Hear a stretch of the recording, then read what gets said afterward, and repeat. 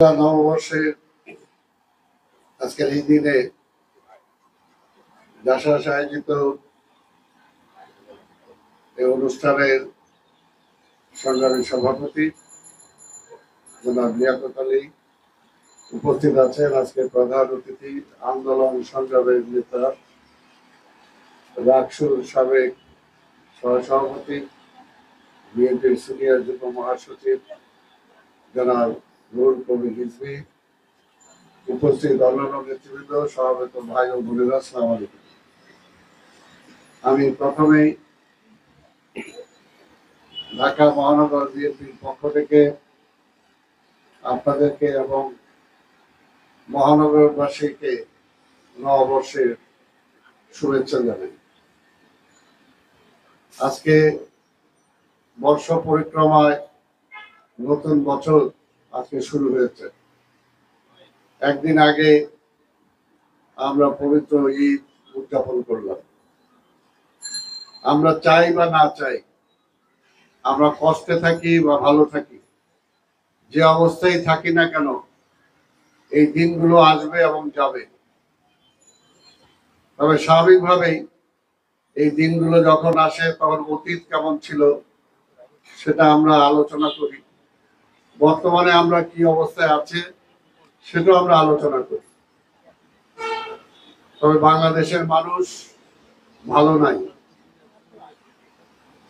পবিত্র ঈদে যেভাবে মানুষ ঈদকে উদযাপন করার কথা ছিল, যেভাবে আনন্দ ভাগ করার কথা ছিল, সে আনন্দ নিরানন্দের রূপ দিয়েছে।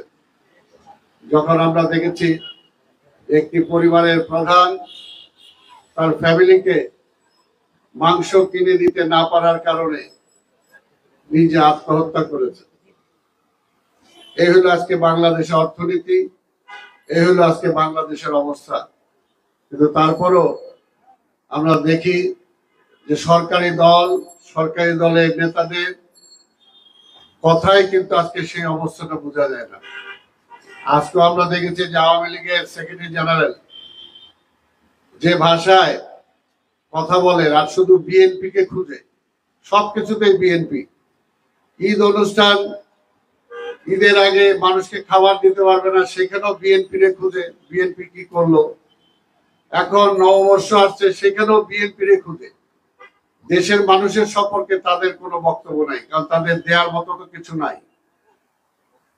আজকে ওবায়দুল কাদের কথায় কথায় বা তার নেতারাও বলেন, কথায় কথায় খালি পাকিস্তান পাকিস্তান করেন। আমি আজকের এই নববর্ষের, বাংলা নববর্ষের এই দিনে একজন মুক্তিযোদ্ধা হিসেবে এটাই বলতে চাই যে আপনারা পাকিস্তান পাকিস্তান করবেন, এটাই স্বাভাবিক। কারণ পাকিস্তান স্বাধীন করার জন্যই আপনাদের জন্ম হয়েছিল। পাকিস্তান রাষ্ট্রটাকে স্বাধীন করার জন্যই আপনাদের জন্ম হয়েছিল।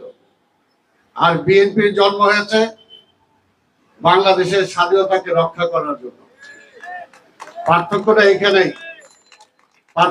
এখানেই যে শহীদ জিয়ার জন্ম হয়েছিল সেই সময় 26শে মার্চে কালুরঘাটের সেই ঘোষণার মধ্য দিয়ে।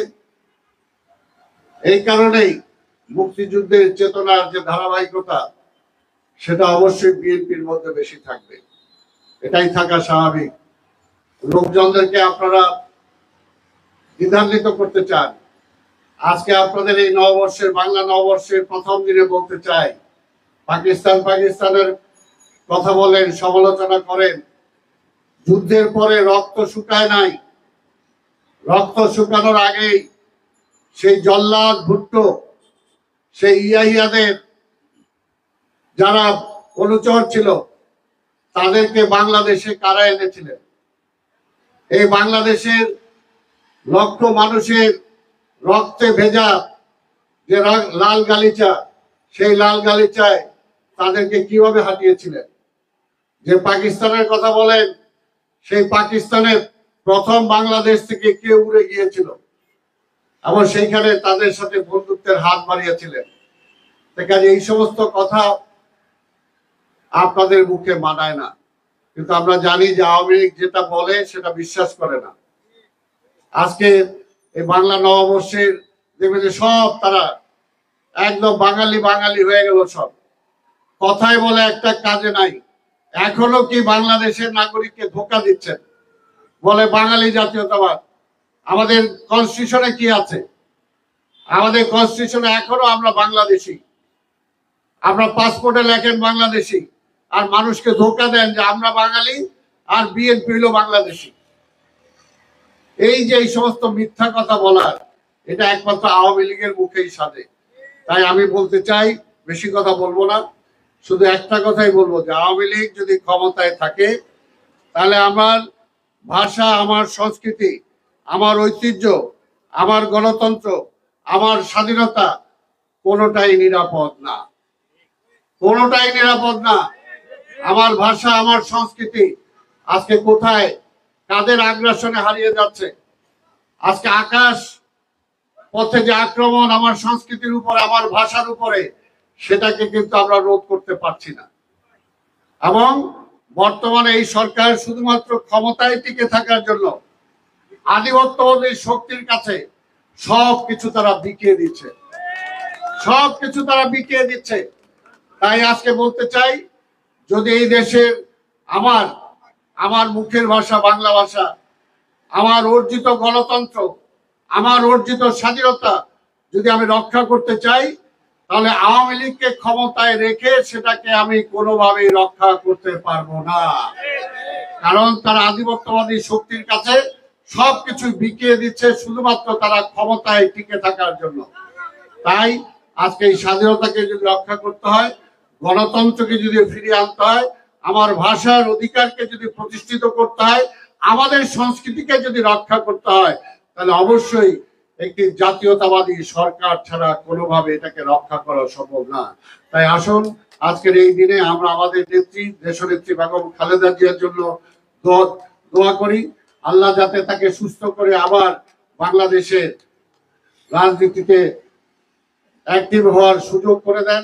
আমাদের নেতা দেশনায়ক তারেক রহমান শত ষড়যন্ত্রের জাল ভেদ করে তিনি যাতে দেশে ফিরে আসতে পারেন, এবং আমাদের আন্দোলনে তিনি যে নেতৃত্ব দিচ্ছেন, এই আন্দোলনের মধ্য দিয়ে যাতে আমরা গণতন্ত্রকে ফিরিয়ে এনে আমাদের নেতা তারেক রহমানকে আমরা দেশে ফিরিয়ে আনতে পারি, এবং এই দেশের মানুষের অর্থনৈতিক যে অবস্থা, রাজনৈতিক যে অবস্থা, তা থেকে যাতে আমরা মুক্ত করতে পারি, সেটার জন্য আজকের এই দিন আমরা শপথ গ্রহণ করি। এই কথা বলেই আমি আমার বক্তব্য শেষ করছি। খোদা হাফেজ। বাংলাদেশ জিন্দাবাদ।